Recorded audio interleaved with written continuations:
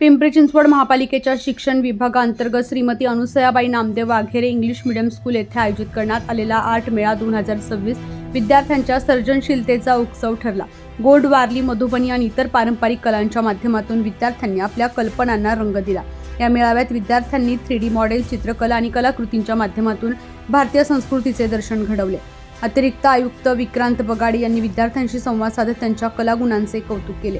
देशातील विविध राज्यांमधील कलाकारांनी घेतलेल्या कार्यशाळांमुळे विद्यार्थ्यांना प्रत्यक्ष अनुभवातून शिकण्याची संधी मिळाली। या उपक्रमामुळे विद्यार्थ्यांमध्ये आत्मविश्वास, सर्जनशीलता आणि संघभावना विकसित होत आहे।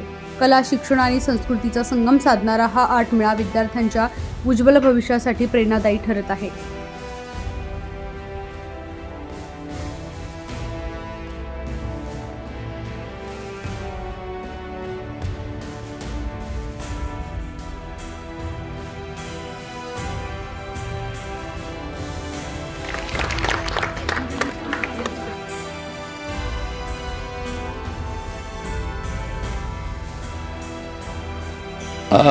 मुलांसाठी एक खूप छान सुंदर व्यासपीठ म्हणा किंवा कलाविष्काराची एक संधी म्हणा की उत्तम पद्धतीनं या ठिकाणी केलेले आहे। कारण अनेक स्तरावर या ठिकाणी कार्यक्रम होत आहेत। एकतर चित्रांचं प्रदर्शन आहे, त्यामध्ये देशातल्या विविध भागातल्या विविध शैलींचा समावेश असणारे अशी चित्रं आहेत।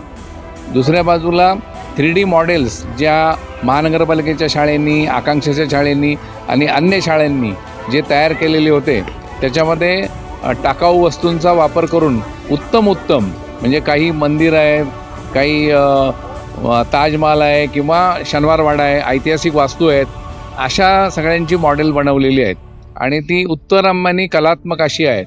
आणि त्याचबरोबरीनं आणखीन एक म्हणजे की त्या सहभागी शाळांना प्रेरणा, प्रोत्साहन मिळावं आणि त्यांच्या कलागुणांचं कौतुक व्हावं यासाठी त्याचे 3 नंबरसुद्धा काढले आणि त्यांना पारितोषिक वितरित केली। या संपूर्ण कार्यक्रमाचं आकांक्षा फाउंडेशननी उत्तम संयोजन केलं। पिंपरी चिंचवड महानगरपालिकेच्या शाळांमधल्या मुलांसाठी कला शिक्षकांच्या माध्यमातून कला विषयक अनेक उपक्रम सुरू आहेत। तर त्या उपक्रमांमध्ये या उपक्रमात सुद्धा आमच्या महापालिकेच्या शाळा आणि शिक्षक सहभागी आहेत। त्यांच्या माध्यमातून विद्यार्थ्यांना नवनवीन आणि वेगवेगळ्या संधी मिळत आहेत, ही खूप आनंदाची गोष्ट आहे।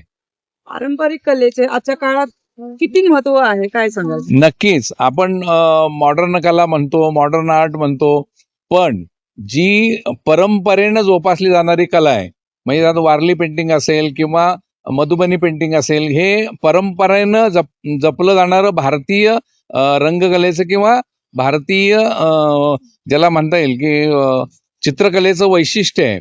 तर अशी वेगवेगळ्या भागांमधली वेगवेगळी वैशिष्ट्य असणाऱ्या पारंपरिक कला आणि त्या केवळ कला प्रदर्शित नाही तर महानगरपालिकेच्या आणि आकांक्षाच्या शाळांमधल्या विद्यार्थ्यांसाठी एक महत्त्वाची या ठिकाणी संधी उपलब्ध करून दिली की देशातल्या 4 अशा पारंपरिक कलांचे कलाकार त्या भागातनं बोलवून त्या कलाकारांच्या माध्यमातनं दिवसभराचं प्रात्यक्षिक घेतलं आणि त्या प्रात्यक्षिकाच्या माध्यमातनं त्या प्रकारच्या कला मुलांना अवगत झाल्या।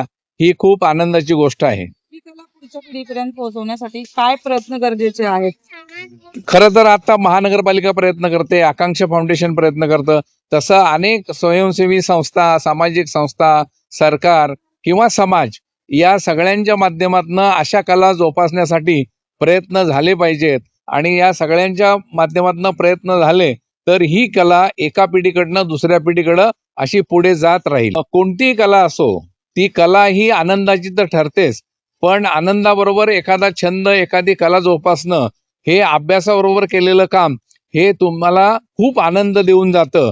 आणि म्हणून केवळ नुसता अभ्यास असं न करता त्या अभ्यासाच्या बरोबरीनं एखादी कला आणि छंद विद्यार्थ्यांनी जोपासला पाहिजे आणि त्या कलेमध्ये पारंगत होण्यासाठी जे काही करता येईल ते करायचा प्रयत्न केला पाहिजे। आर्ट मेला घेण्यामागचा आमचा उद्देश हाच होता की सर्व मुलांचा सर्वांगीण विकास व्हावा आणि त्या सर्वांगीण विकासमध्ये प्रत्येक मुलाची कल्पना आणि त्यांच्या कलेला वाव मिळण्याची ही संधी होती. तर त्यांच्यासाठी हे स्टेज आपण निर्माण करून दिलं होतं. आणि जर बघितलं तर सगळ्या PCMC आणि आकांक्षाचे काही स्कूल आले होते, त्यांनी 3D मॉडेल बनवले होते. तर ते प्रत्येक 3D मॉडेल हे टाकाऊ वस्तूपासून टिकाऊ वस्तू बनवल्या होत्या.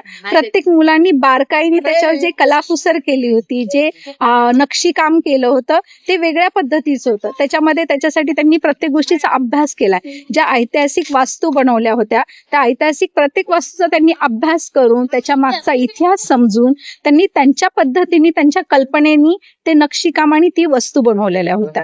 तर याच्यामध्ये प्रत्येक मुलाच्या कल्पना विश्वाला आम्ही वाव दिला होता. तसंच आमच्या शाळेतल्या मुलांनी स्वतःचे आर्टवर्क ठेवले होते. तर जर बघितलं तर ज्युनियर KG पासून ग्रेड 9 पर्यंतच्या मुलांनी आर्टवर्क डिस्प्ले केलं होतं.